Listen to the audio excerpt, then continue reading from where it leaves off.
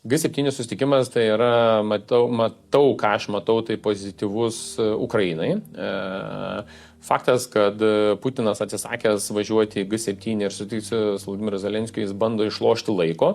Aš matau, kad ir Zelenskiui yra labai sudėtinga, jisai vėl bando vasarą pratraukti ir datraukti iki rudens, nes automatiškai visi sustoja fronte, tada prasideda infrastruktūrų daužimas, šilumos katilinių ir panašiai, tada dronai, raketos, balistinės.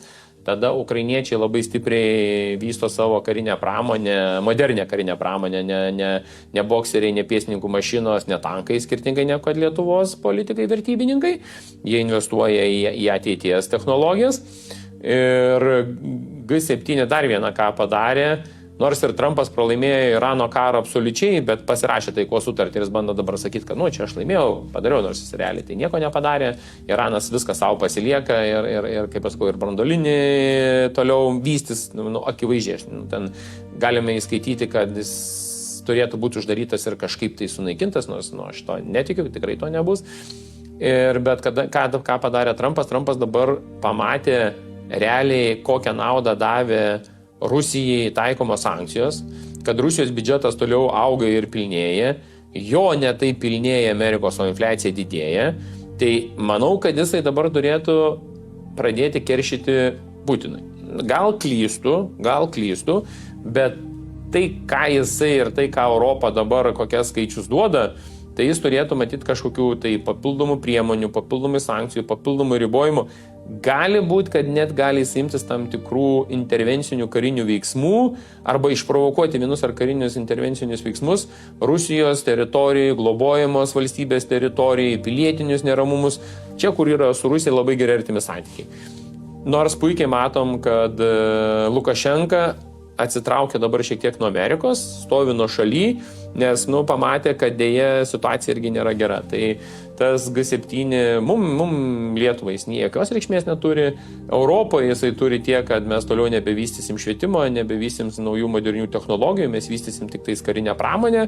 Tai Indija, Kinija, kitos Centrinės Azijos šalis įgyja labai didelį pranašumą, nes jų technologijos labai stipriai žengs į priekį, nes jie puikiai supranta, kad kol mes gaminsim šovinius ir panašiai, tonis juokingiausia yra tai, kad Budrys berods čia šnekėjo ir nusišnekėjo, bent jau man taip atrodo, kad nusišnekėjo, jisai, kai vis pareiškė, ar Kaunas dabar bijau sumeluoti, kad reikia Lietuvai džiaugtis, kad prie Lietuvos Giraitės gamyklos pirkti šovinių įsirikiavo eilė. Ir galvoju, come on, žmogau, ką tu šneki? Būtų laimėjimas, jeigu įsirikiuotų pasaulio farmacijos įmonės pirkti lazerius, magnetinius rezonansus, mokslą, žinias, mūsų, IT technologijas. Tai čia tai yra pliusas. O pirkti šovinį tai yra kvaila, nes karas baigės ir kur to šovinis tepsi.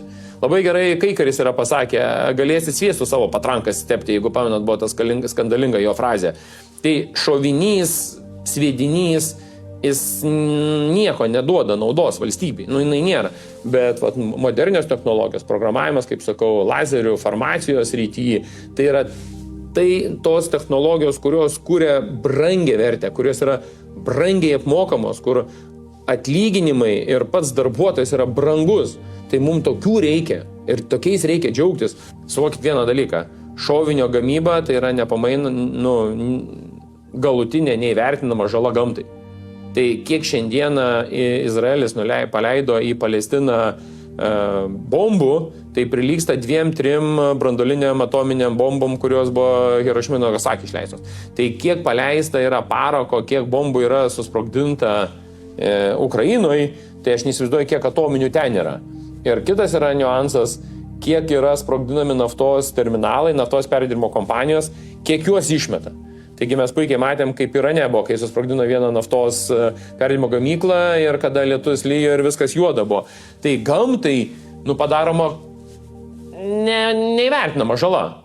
Ir mes giriamės, kad šovinių daugiau parduodam, bet nesigiriam, kad, sakytų, pavyzdžiui, Lietuva sukūrė, vandens filtravimo sistemą. Jeigu ten Lietuva pasakytų, kad mes dabar iš ežerų imsim dumblą ir tai yra natūraliausia mineralinė trąša ir Saudo Arabija, Jungtinių Arabų Emiratai, Kataras, Kuveitas ir visi kiti ten vešim, čia imsim iš jų dujas. Aš čia sakyčiau, kad yra ko džiaugtis. Nu, bet kai tu džiaugiesi, kad pas tavęs Giraitė gamina ginklus, šovinius, sviedinius, nelabai norėčiau tokioje valstybėje gyventi, sviedinių valstybėje.